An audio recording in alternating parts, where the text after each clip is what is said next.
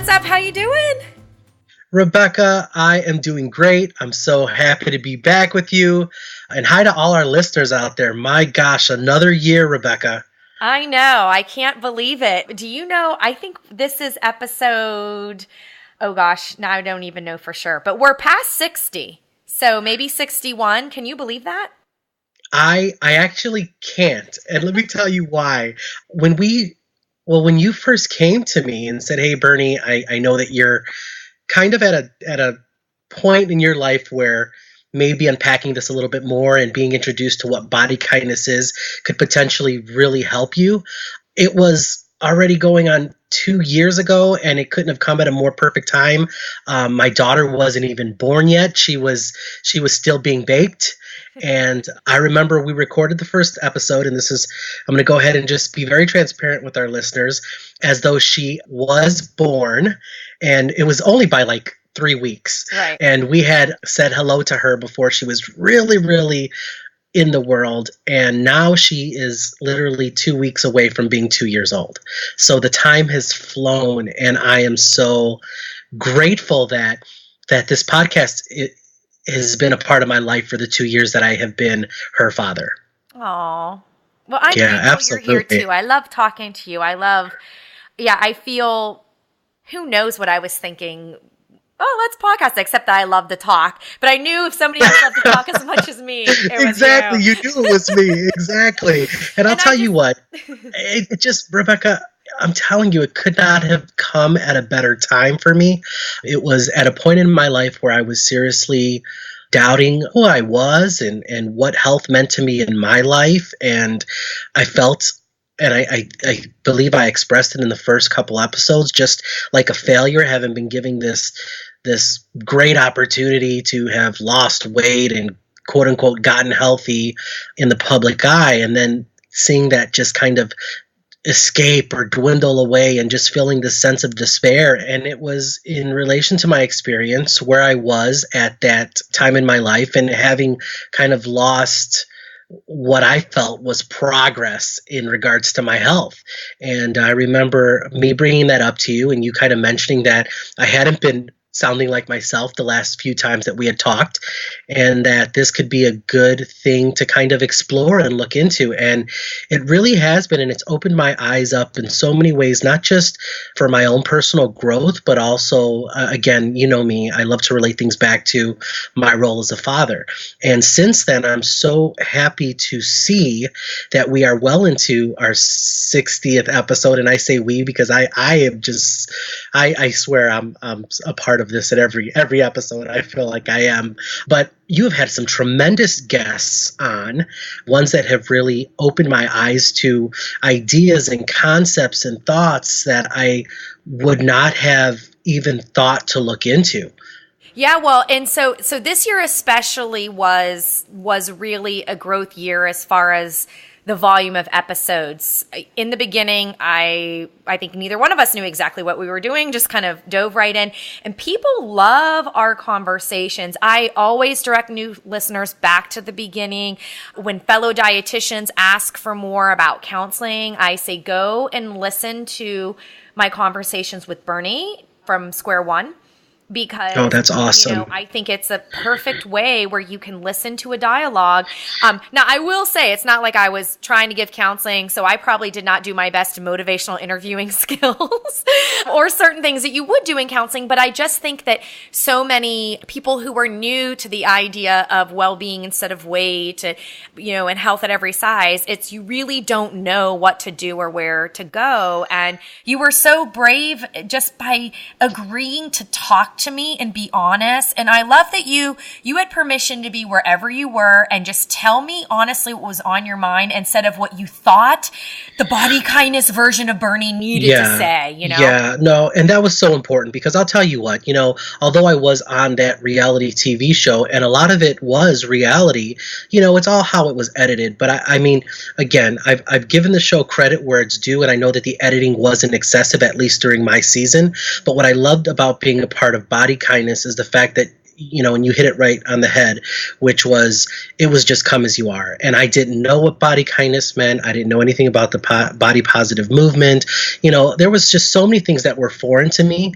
And we were really able to kind of dissect those things from a newbie's perspective. And I'm still learning, I'm still growing, and I'm still stumbling, and I'm still okay with that, and that's what this has taught me, is that it is okay to not be perfect. It is okay to not always have the right thing to say, or always, hell, even be liked by everybody. And for me, those were unrealistic goals that I had set for myself, as though I was being recorded, and there were times where I remember going through my daily life thinking, gosh, I shouldn't put this in my mouth, or maybe I should say this, or, this is what I think I should act like. And what a tremendous burden that was. And how much freer I feel now as a result of understanding that I am and will always be a work in progress, and that I'm good where I'm at. Yeah. And I'm definitely heading, to bigger and better, whatever that may be. Yeah. Well, and then this year alone for 2017, we had over 44 episodes. I'm not sure exactly where we're going to land, maybe 45, 46, somewhere around there. And for 1 year, I am really proud of that. I basically set a goal of, we basically took the show from 1 podcast a month to 1 a week, practically, right? Absolutely. For the most part, I think give or take a holiday and some actual exhaustion issues. Well, and I gotta say that wasn't necessarily the best idea for a lot of reasons. But being the fiscally conscious person I am, there's a lot that goes into the production of the show. From equipment and editing and producing, and, outside of our time, which is a lot, there are actually experts. My podcast is cannot be DIY as a mom, and just, I need something that actually pays the bills. Yeah. And a lot goes into it, a lot more than what I thought. But when it came down to it, it was going to be the same price for the most part if I did 1 a month or 1 a week. So I said, let's just try this challenge and see. And I do feel grateful. It feels like such a sense of accomplishment to be able to put it out there and engage in some wonderful conversations, which I can't wait to share some of our favorites. But it also, as we end the year, I've been doing a lot of reflection, just about how to keep body kindness evolving. And I just love that word, evolve. You're going to see and hear a lot more of that word in 2018. Actually, within a couple days of, if you're listening to this sometime before the end of 2017, you might even start to see it. But, with respect to the show, I'm excited for us to keep doing our thing. And you may have seen that I went ahead and put out there a fundraiser for the show on GoFundMe. Yeah. And, I am hoping that we can, through listener support and people who just want to help keep things going, I'm hoping to continue the path in 2018 where I can keep the podcast funded, at least from the standpoint of helping to defray those production costs and everything like that. So if you're listening, and I realize it is not the best time of year to be like, hey, contribute here. So only if you have disposable income, and, $5 is great, more if you can do it. But we're doing a, December fundraiser, and then we'll take a break on that. But I just, really am grateful for anyone who can contribute to that. And that's at gofundme.com/bodykindness, where you can learn more. Great. And I'm going to just jump in, because the truth is the work that you have been doing has really put body kindness into view, and really helps people understand what it means to be accepting of yourself and to not be fearful of evolving. And I would encourage our listeners as well, just on behalf of the Body Kindness podcast, and also you, Rebecca, to find it in their heart to go ahead and donate. Some of the people that we have had the pleasure of meeting through your podcast have just been, gosh, what a tremendous group of people that we've had the opportunity to speak with and hear their perspective from. I mean, everything from New York Times bestsellers to just leaders in their industry, people who have lived this, people who are living this, advocates for not just body kindness, but body positivity. It has been a who's who on this show. And I think that we all are going to learn to appreciate who has come through our microphones more as body kindness continues to grow and catch on. Mm-hmm. And something else that makes me feel good about being able to do the show is that it is absolutely free. And, Amen. Yeah. And as someone who has grown up with financial insecurities and government food assistance and just, I mean, it could have been a lot worse, but I still have scars from recognizing that we were having difficulty paying the bills. And it makes me so grateful for everything that I do have that is, making my life comfortable and easier. And so I know that it's a trade-off to ask people to contribute, which is why it really, really means something to me. If it's not a good time for you right now and you're benefiting from the show, maybe it'll be another opportunity in the future, or maybe you share on social media that you're benefiting from listening to the show. That is a contribution as far as I'm concerned. Absolutely. And it matters. And it's so appreciated. And, and it's hard in doing that. I love helping people with individual counseling, and I do a lot of that. And, I do it over FaceTime and Skype. So besides DC, and I've got some great stuff planned for next year, but I carry a sense of guilt about, I wish all this stuff could be free for everybody. And so it does make me feel happy that the podcast is free and that it's just a wonderful medium. People really are appreciating podcasts. I think it's going to continue to grow, and just know that, if you are able to pull together a donation that, not only is it something that's much appreciated by us, but that it is something that we are going to keep putting all of our energy and effort into helping as many people as we can through the content and sharing through our social platforms and trying to bring the most interesting people on the show to really help anyone who can listen, learn, and grow. And so, yeah, I just wanted to throw that out there and, Absolutely. And I'm over here nodding my head for all our listeners just because it's so true. The fact that so many people are able to enjoy this free of charge, understand what this is, and hopefully change their lives and change what they have been taught, either purposely or not on purpose, in regards to what health is or things like that. So, I mean, it's just been awesome. I wanted to, if you don't mind, Rebecca, kind of share some of my, I don't want to say favorite episodes, because I really do enjoy everybody that comes on, and they all have been very eye-opening for me, but there's just been a couple that I really took some things away from and made me think a little bit more about issues that maybe I hadn't thought about. Okay. And I'm gonna go quick, but I know you'll jump in and kind of elaborate since you were there and I wasn't. And it's so funny because I remember hearing some of these and being like, oh my gosh, I wanted to be invited to that party and I wasn't.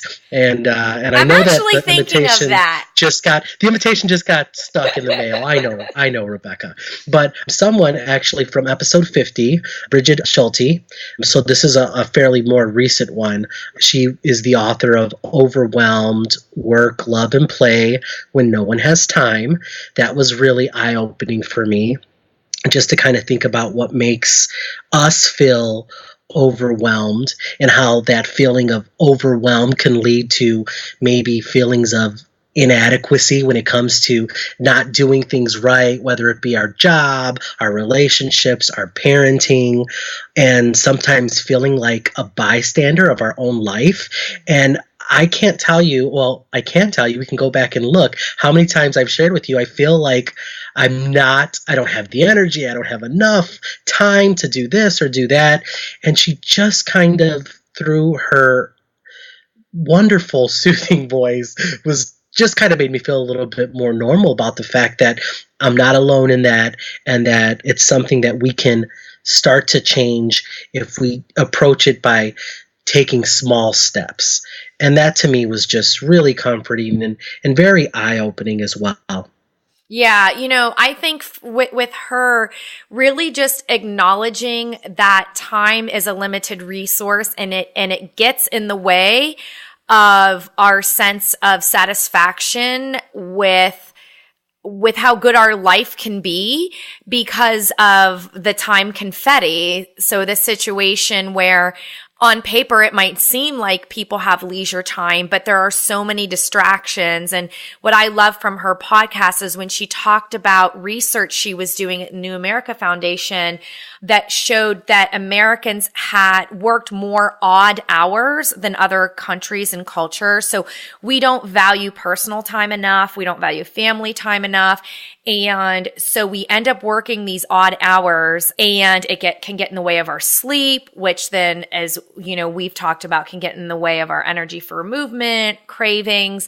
Our inner critic really thrives under that. So just really examining time, and also to understand that there are a lot of cultural pressures at play that take our time away. And so, I think it's definitely a top episode, worthwhile, listeners, if you haven't tuned in, to go back to that one and really kind of get a sense of, there are things that you can't control about time, but there are things that you can control about time. And, I would say from working with clients and stuff, a lot of the time around that goes from finding things that are time wasters that you really truly aren't enjoying, and finding a way, if you don't have to do it yourself, to either delegate it or say no and just get it off the list. But then also rethinking about what is really worth your time. Like, yes, you don't have to love to cook to improve the balance in your eating, or, there are just so many things that you could shorten length of time. And even something like physical activity, a 5-minute anytime, anywhere, just with your body, jumping jacks, jump rope, hula hoop, if any of those are accessible to you, going on a walk for 15 minutes, that to kind of really replay in your mind about what is good enough. And so, I think that a lot of people could still benefit from that type of effort, and including what is worth your time is actually having fun and forgetting the workout, those types of things, because that is also part of what makes your life better. Yeah, absolutely. I mean, she even said something that kind of resonated with me. I don't know if it was her or someone else, but just taking the time to meditate each and every day, no matter how much time, you take to do that. Mm-hmm. So even if it's that split second, taking that time to do it, and kind of stop the fact that you can stop putting parameters on some of these things, and I think that, in our minds, we always say we're going to integrate this or try this. And the reason why we quote unquote fail is because we make up all these rules around it that really aren't fair to the practice and don't make sense. Right. So that was really nice for her to be able to kind of provide that. Yeah. And with respect to meditation, just kind of lowering your expectations of what it means to be a meditator. Like, stop imagining Buddha on the mountaintop and light a candle and look at the flame up there. Literally. Exactly. Yeah. Do that. Exhale. You see, I have this. No, I get it. And, you see my little candle here? Yes, I do. Yeah. And so it's like this idea of, you can light a candle, stare at the flame, and just take a minute and just let yourself notice the way the light is moving, the colors, if it's a scented candle, the aroma. That is literally a meditation, and eating mindfully is it means so many different things. It's meditation is not the kind of thing that you're going to necessarily be so excited about instant impact, but it's about the ability to boost your psychological flexibility, which is very important for your emotion regulation, that permission to feel the whole gamut of emotions. And, when you have permission to feel negative emotion, then that can help you avoid those sort of decisions that you end up regretting later. Like, I don't want to feel this pain, so I'm gonna eat the ice cream out of the container while I watch a show. Like, that's your choice. Go for it full on, right? But, if you're somebody that is using that as sort of a checkout zone out and later feel guilty about it, and you want to create more enjoyable patterns around eating ice cream, then part of what you're working on is your ability to feel that all the interesting human emotions we're supposed to feel. And even when you feel a negative emotion, choosing if you're going to soothe with food, soothe mindfully. And that's where meditation can come in. It can help you better connect to that caregiver voice that wants to support a positive well-being.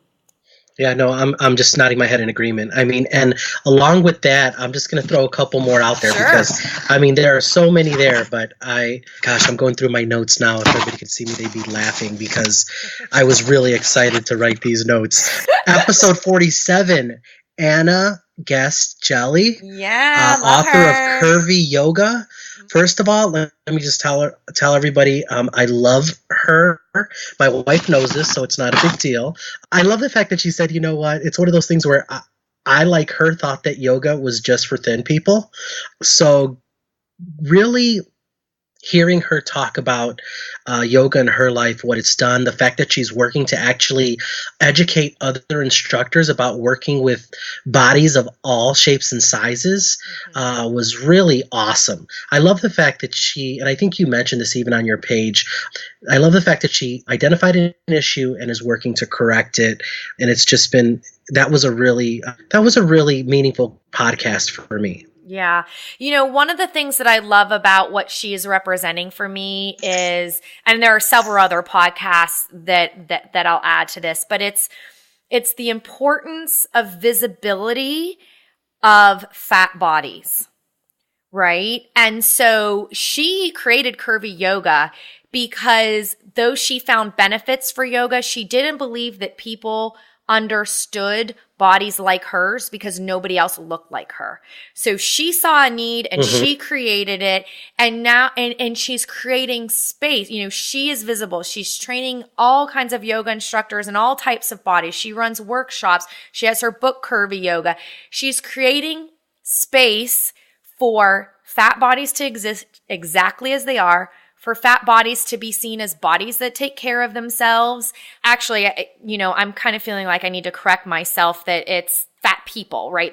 We're beyond bodies. But, the fact that she is creating this space, and also for those of us who fit the thin ideal, she's also doing something really powerful, which is saying, hey, you know what? We need to be inclusive. And so when you're a person of privilege, you don't necessarily see the need for inclusivity. And so by Anna doing what she's doing, and by, more people showing up and, showing that, themselves engaging in whatever type of enjoyable physical activity they want to do. Someone else I'm thinking of is the Mervinator who runs ultra marathons, and she had this campaign out with REI. She had a memoir come out. She's not been a guest yet. I'd love to talk to her. But in the video, it showed this harassment that she had to deal with through body shamers on social media. Anyone can hide behind a screen in social media and troll. And I've actually been trolled as an ally to fat people, and it hurts me. So, oh my gosh. So just realizing how bad the problem is, and then I look at that conversation with Anna, and I'm also thinking of Jess Baker too, who had the episode on culture jamming, who really taught me. She said this year, you cannot erase diet culture without erasing fat phobia. And that nailed it for me about, because you can second guess yourself and kind of like, what right do I have to advocate for, fat rights?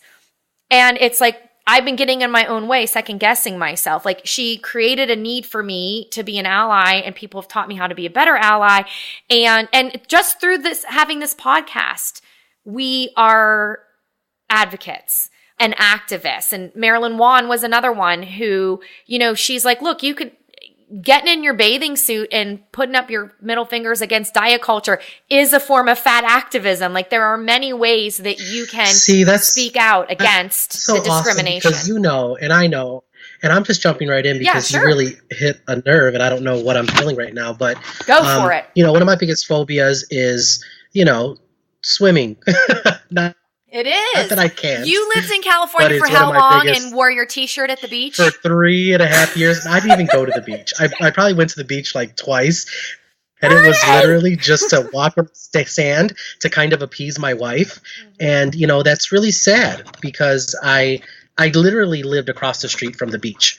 On purpose. I wanted to hear the waves. I wanted to smell the ocean. I just never wanted to go in it. But I never thought of that as a form of activism. And I think had I thought about it that way, might have assisted me in enjoying it, maybe in a way that I didn't. So that's just a side note. Yeah. But, and you know what? You let yourself feel vulnerable the first time and the second time and the 20th time. And eventually, even if you feel vulnerable, you do it anyway because it's more meaningful and life is better for you because you are rejecting the idea that you are somehow lesser than because you don't look a certain way. You know? No, absolutely. I mean, there's been many times too, Rebecca, where I've just literally thought to myself, I'm just missing out. Like, that just looks fun. Or, damn, it's hot. How fun would it be just to enjoy the weather and take your shirt off?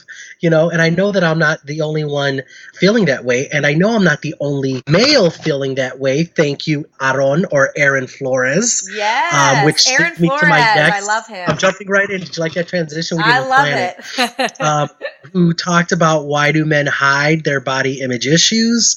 I really enjoyed the fact that he talks about how body image is primarily focused on women's bodies. And he goes into why, the fact that it's a male thing. And I'm not as articulate as him. God bless you, Aaron, for being as articulate as you are. But anyways, it's a source of shame is his bottom line. Like, yeah, men aren't even allowed to share their vulnerabilities because of the stigma of that's a woman's issue and you need to be powerful and strong. And, you know, but that we aren't even aware that we may be experiencing body image issues. Mm-hmm. The fact that we're completely shut off, like you said, to our emotion. And it's, you know, and when you think about it, I mean, I've done my best and I continue to do my best to share what I'm feeling on this journey with our listeners. But I know that I am an exception and even opening the door up. I'm not saying that I'm great at it, but I'm here trying. But if I were to talk about this, even with some of my male family members, yeah, it's one of those things like, dude, we don't know if we're supposed to high five you, drink some more beer. Do you want me to give you a hug? Like, you're not going to cry, are you?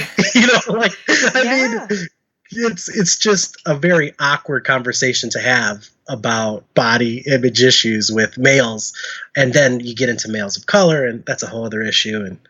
No, I mean, there are gender issues, cultural issues, family issues. I mean, that's sort of, you know, and the intersections of those issues. And yeah, I really would love to keep having these conversations about men and body image. And this is an open invitation from me for us to collaborate on where we think we could take that conversation. And for you, you know, I'm not sure what your body kindness goals are for next year, you know, what you see for yourself there. But if you want to do any, you know, specific focus on really stretching how far you can reach in your body image activism and also from your own well-being, I mean, let's figure that out and let's keep pushing through that because I think it helps everyone.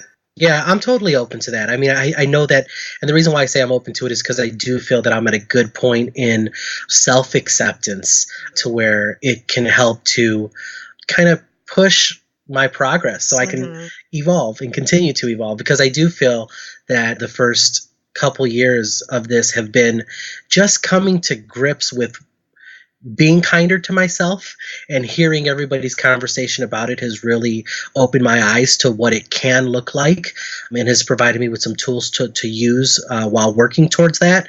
But yeah, I would love to explore what 2018 is going to look like.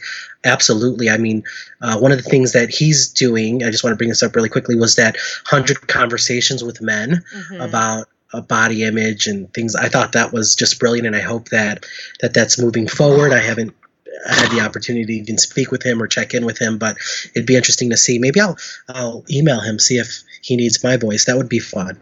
Oh yeah, you should. I can help connect you guys. He's great. Okay. Cool. Yeah. We've had a lot of other really good episodes. It's clear, like, just from like looking at it from the stats standpoint, it is clear that people are so confused about what is or isn't dieting. The show that I did with Glennis Oyston and Sarah Vance was one of the top episodes this year, and it was called "Is This a Diet Too? Why Healthy Eating is So Confusing for Non-Dieters."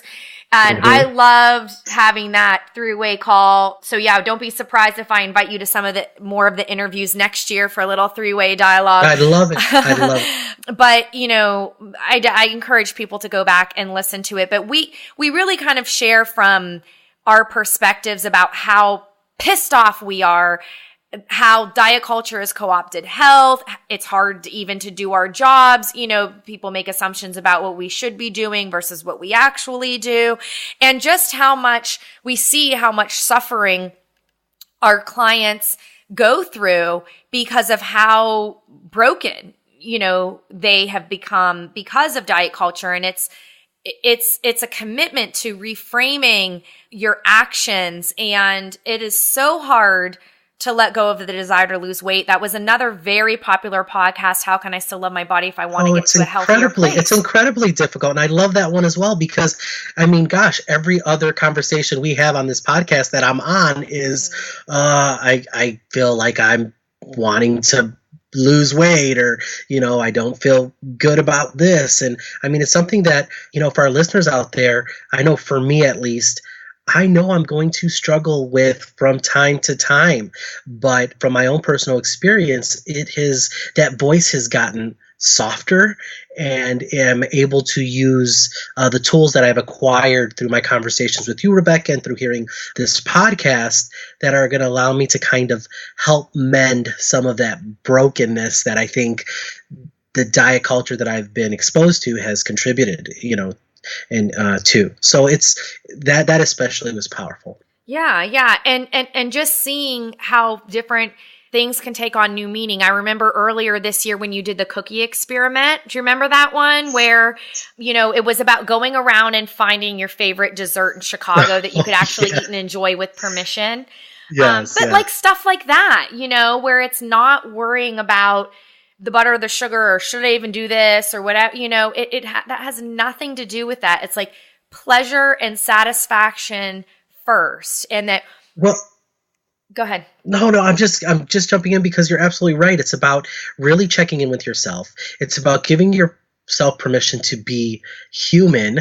And yeah, I mean, I do remember that La Colombe, I'd be happy to say, is actually still has that cookie around. For a while, they were getting rid of it. Yeah. But it's interesting, too, and the reason why I wanted to jump in on this is, I have a little one at home, and, I am so grateful that I've started to unpack what all this is, so that I'm doing my best to be an advocate for her and her body until she's able to really take the reins and be that advocate for herself. And I didn't know about that before hearing some of the podcasts or the conversations. I just knew that I wanted to be the best dad possible for her. But hearing people, like Leslie Schilling, it's kind of really opened my eyes to the responsibility that we have if there is a child in our life. We don't have to be the parents. We can be the uncles, the grandparents, the neighbors, but we all have a responsibility to start changing what this diet culture, the negative effects of today's current diet culture is going to have on future generations. Yeah, yeah. I loved Leslie's conversation too. So she is the creator and the co-author of Born to Eat, and she's also a good personal friend of mine. And so, she was in our body kindness video that we did as well. And that she has her own story. I was supposed to launch all these body kindness videos this year, and I've only launched Leslie's and Kate's. I am really behind, so I guess I'll work on that for next year. But hers ended up coming out, and so listeners can get to know her through that and through our conversation there. But especially if you are pregnant or have a child that's getting ready into the feeding stages, their book is going to be able to help you. And it really goes through, I believe, the pre-K year, so up until about 5 as far as their focus. You have to stop somewhere.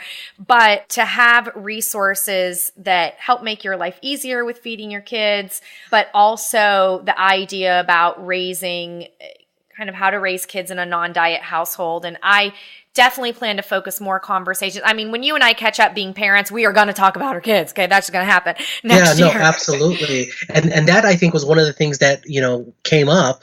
That was one of my concerns when we first started talking about me being a guest on the podcast was, how do I make sure that I'm not passing some of these negative relationships I have with exercise or food or health onto this little being that knows nothing about it. And, and I really don't want them to know anything about, the struggles that I've gone through, and one of the books that you provided me was the Baby Led Weaning book.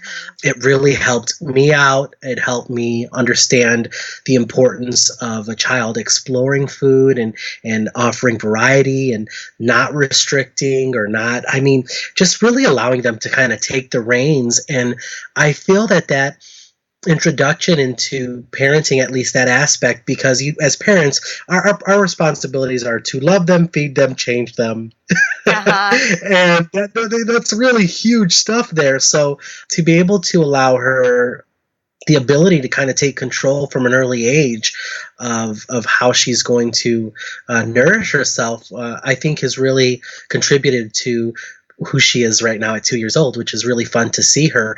One of the things that I think is so awesome is, Leslie kind of talked about it. She's like, okay, there are some treats out in our house, and I know you do this with your girls, that are just out.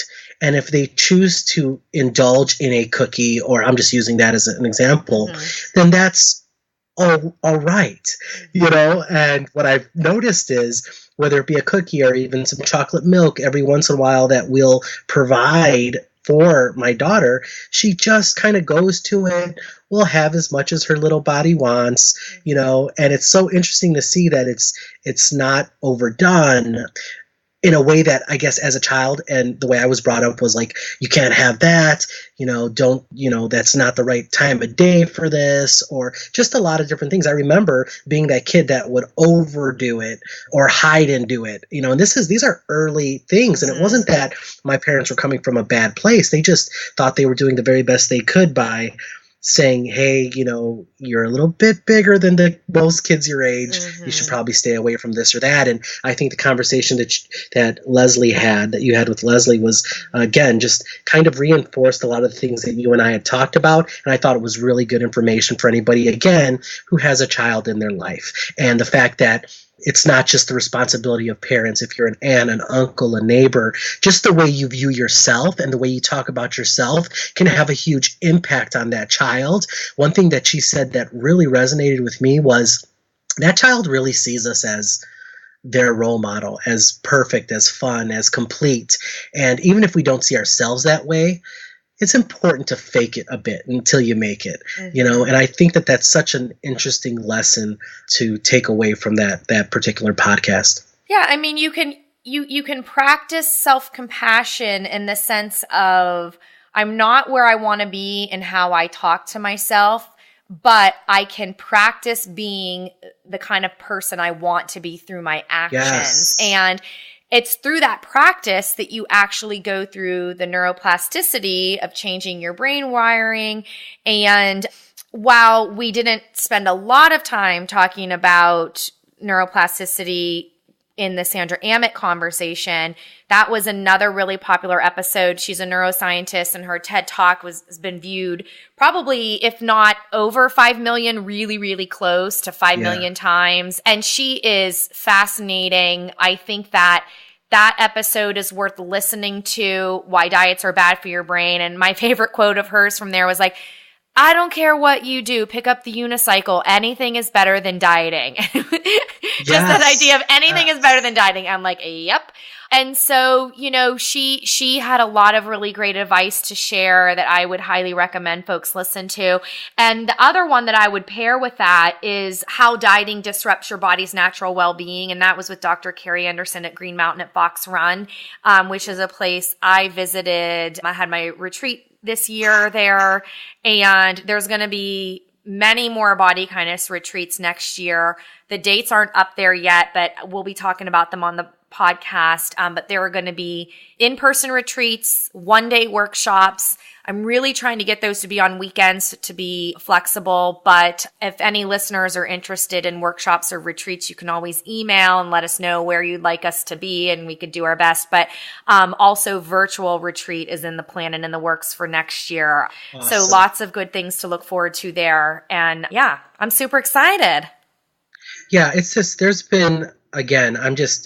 just been some really great and amazing and extremely knowledgeable guests on the podcast.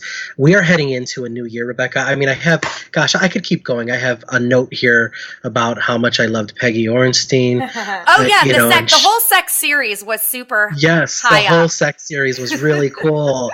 And she, just to remind our listeners, was the author of Girls and Sex, Navigating the Complicated New Landscape, which I thought was really interesting, again, as the father of a young daughter. One thing that was mentioned in that podcast was just the fact that 2 out of 70 girls had meaningful conversations with their fathers about sex, which I thought was really eye-opening. The fact that conversations by Americans, when we do speak to our children about sex, revolve more around the danger and risk and the consequences, as opposed to pleasure. The Dutch. yes, who focus more on balance, responsibility, enjoyment, mutual trust, and caring. Gosh, I mean, I'm not there yet as a parent. I know that I don't have that age child in my household, but, it all goes back to body kindness. And I thought to myself, how can I really share what body kindness is with my daughter, especially in the future, if she doesn't understand her body? Yeah. So that's why that was really it really resonated with me as the father of my little girl. Right. Well, that was a great episode. And, a tip of something that you can do for now is when you give her a bath, don't call it her hoo-ha or Susie Q or whatever.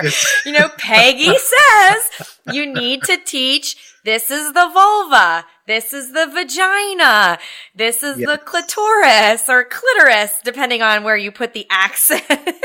Exactly. But, it's powerful, because when she was saying that, she was saying you wouldn't hide what an elbow was, or a wrist, or a hand. So why would you, not provide your child with the name of their vagina or penis or, whatever it may be? And that just really resonated with me. Yeah. And it is one of those things where at first you hear it, you're like, oh, am I really going to say vagina to my Of course you're going to say vagina to a 2-year-old daughter, because she has one, just like she has a nose and eyes and mouth. And it's funny how we'll celebrate the fact that our 2-year-old knows where their nose and mouth and ears are, but the moment they say vagina, you're going to turn red. Like, I'm going to be that type of parent. That's I'm a cheer for her. Like, yes, dear, that's your vagina. That's great. And and it is tolerating our discomfort that may exist, but knowing that there's a deeper meaning and purpose behind it. Just recently, I met Jacqueline Friedman in person on her book tour. She was in DC, so she was a podcast guest talking about her book Unscrewed, and it really is so timely with Me Too and everything that we've seen about finally women being trusted and men losing their power.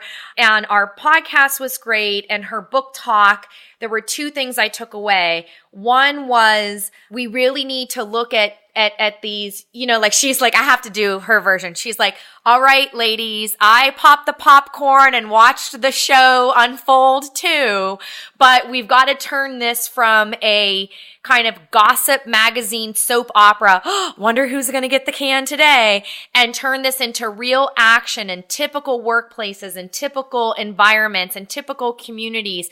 What are we going to do to unscrew ourselves from the system that is set up to screw us? And so that was really powerful for me. And when people were asking questions, one of her top solutions was we've got to start even younger. And as a mom of two young girls, I totally hear her. And so the way this comes together for me, when Peggy Orenstein says, buy the book, it's not the stork, I'm going to buy the book, it's not the stork. And I'll let my husband be as embarrassed as he wants. And they now will be like, Mommy, we want to look at the penis again. Mm-hmm, and so they are totally, as a 3 and 5-year-old would, giggling, and they notice that daddy has a penis, right? And it is normal about self-discovery and discovery of bodies. And all I do is I take a deep breath and I just say, I said that is a body part, just like any other body part. And let's look at these pictures, and it's not the stork, and look at how our bodies on the outside are mostly the same, and so it's just dealing with the silliness of it, but focusing on what I want them to know for their age range, and knowing that those moments are about connecting to their body. And if I can keep supporting them throughout, I can do what I can as a mom to support sexual health so that we're not taught fear and we are taught pleasure. I mean, I don't know if you happened to read Cat Person, but it's a fiction story that went viral recently. And the bottom line gist of that was this woman ended up deciding that it was better for her to have sex with someone she didn't want to have sex with than it was to reject him. And there's been all kinds of conversation about it. And without getting too much into it, I think that the timing of all of this happening in our culture, right? We need to not let this be a blip. And we need to understand that when we're struggling with body image issues and when we're talking about fighting diet culture and improving our body image and, all this stuff that we've been talking about, that we do what we can as an individual and we do what we can in our families. But there's so much in the system that is stacked against us that we have to make sure we're aware of, right? Eyes open, so that we can, get angry where we need to get angry, defend our boundaries to where we need to defend our boundaries, because what we're doing is we're letting fear of the word vagina or vulva get in the way of us doing our job as a parent that absolutely will make a difference in their lives. No, I mean, I couldn't agree more. And as a male, I think it's being open to these conversations, understanding that they need to take place, not being defensive, asking as many questions as we need to ask in order to understand that this is something that needs to be addressed and that we need to be allies in addressing it. I think that, this is, again, one of those times where it's a jarring moment for men. And why it is, I don't know. It doesn't have to be. But I think that this time and what's going on right now really provides us with an opportunity to grow and evolve. And it's not just if you're a parent, it's if you're human. Yeah. And I can guarantee that our listeners are human. Yeah. Because the a lot of issue times, with men, I love how you talked about men showing up and being open and listening, because that's absolutely true. And having permission to be vulnerable, which is against the cultural, like men are supposed to show power and exude power. So we need to dismantle the cultural expectation that men are supposed to be the powerful ones, because when they do, they hurt women. Or that we have the answers, or that we're the protectors. I mean, the protector, the provider, the strongest, so my thing always is, strong. I want to be able to provide, my daughter, and I want to be a good enough partner to my wife to where she can anybody who's met my wife knows that she can handle She her don't own. play. And I actually ask her for backup the majority of the time. But it really is a good time to just listen and start figuring out what we can do to, like you said, continue the movement, continue the conversation, and not be intimidated by it. I think the more questions that we as males ask, not only about what's going on, with the sexual predation and different things like that, but also when it comes to body kindness and leaving ourselves open to feeling some of these emotions, the more powerful we're going to be in the long run. And I think that, again, I circle back to what this podcast has meant as we close this yet another year out, thank goodness, is the fact that hopefully we're starting to spark and raise conversations that are going to allow people of all backgrounds, all thoughts, to come and realize that this approach to well-being is the way to go. Yeah. I hope so. I look forward to us talking again, because it's going to be you and I together in the first episode of 2018. And Yes. I think that'll be a great episode where we could talk about our goals and intentions for the year. Listeners have been asking for a health at every size, like 101. So, I'm going to we've got some listener questions that we can answer for that show, and just really kind of, that's diet month that kicks off diet year. And so if we could make it anti-diet month and anti-diet year, we'll get you going with that first episode. And we've got some cool things to talk about with what we have coming to really help folks evolve, and with some more support and interaction that I think is going to be really, really good. But I cannot get off the show without also acknowledging another birthday in the family. So technically, December 27th is the first birthday of Body Kindness, the book. Yay! Yay! So we will be eating cake. Yes, absolutely. Yeah, and go ahead. I was going to say, it's you better enjoy it with a nice slice of cake. Body Kindness has really, and I saw you through the process, and you equated it a lot of times to birthing another child, and I'm so happy that you did. Because again, it's been a tremendous resource for me, and I know our listeners as well. So congratulations to Body Kindness book. Yes, thank you. And if you happen to be listening to this and you're not yet a Body Kindness insider, I just want to remind you the way that you can make that happen. So if you go to bodykindnessbook.com, from the homepage, you click on Get Started, and that is going to ask you for your name and email address. And that just puts you on the radar to be a Body Kindness insider. It doesn't matter if you've read the book, not read the book, don't even have the book, don't worry about it. You'll actually get a free mini course that includes a free book chapter, so you can read through that. And if you're liking it, still available everywhere books are sold. So excited. Not only do we reach second printing within a matter of a few months, but multiple languages. So that's super exciting. Yay! Yes. Congratulations. That's exciting. Yeah, no, I love all of that. But, what's really helpful in our connection, where you can discover the community that's out there, is by becoming an insider. You'll get, it starts out a little bit private, so you have access to do some self-reflection work. In 2018, I'm going to be adding more to that. So once you become an insider, you'll see all the new stuff. But if you're just joining us, you'll get to see those updates as well. And then I check in with you, and then you'll get an invitation to join us on Facebook, where there's a great community of people helping each other out. And that's all, along with the podcast, that's all free, just out there. And then for those who are interested in evolving, there is going to be an opportunity for you that you'll first hear about on the official book birthday. So if you're listening after December 27th, you may already know about it. But if you're actually listening the day this is planned to come out, on December 26th, you'll have to wait less than 24 hours to find out what we have in store. But I'm super excited to talk about that more when we talk again in January. Absolutely. Rebecca, as always, thank you for having me on this podcast.